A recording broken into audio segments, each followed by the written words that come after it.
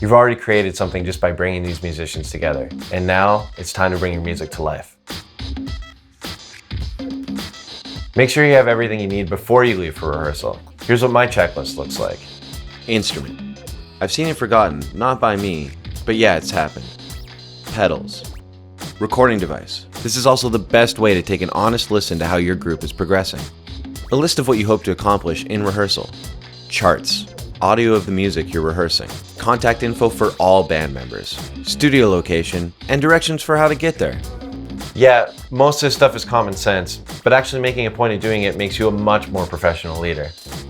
Get there early. Again, this seems obvious, but the rest of the group is counting on their leader to be there before them. If practice is at 7 p.m., that means you're ready to play at 7. When you get to the space, set up as much as you possibly can. Music stands, PAs, amps, everything you get together beforehand will mean more time and a less stressful rehearsal. Once everyone gets there and has said their hellos, talk about the music. Let the group know what your plan for the set is and what you hope to accomplish with it. I usually like to start rehearsal with one of the less challenging pieces, something I think will go smoothly. I try to keep things light and professional. The quicker we get something under our belts, the better. The process for running a tune typically goes like this.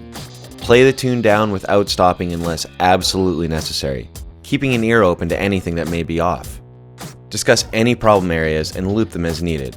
In fact, it's a pretty good idea to break your tune down into smaller chunks and really run them over and over. Just like when you practice on your own, repeating shorter sections of music will allow the group to nail things like dynamics and expression. You'll be amazed at how much better they'll start to sound. Ask if anyone has any new ideas to bring to the piece. A good leader allows those around them to add their individual sound to the music. Remember that they're in your group for a reason. Run the whole tune down again. After this, we're usually ready to move on. Avoid the statement, "Something sounds off."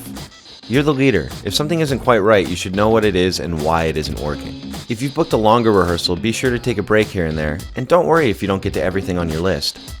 I'd much rather rehearse a small amount of material and perfect it than gloss over a ton of tunes. It's far more likely that a band will retain the information from a rehearsal if you don't overdo it with the material. Make it abundantly clear that you appreciate everyone being there and thank them for their time.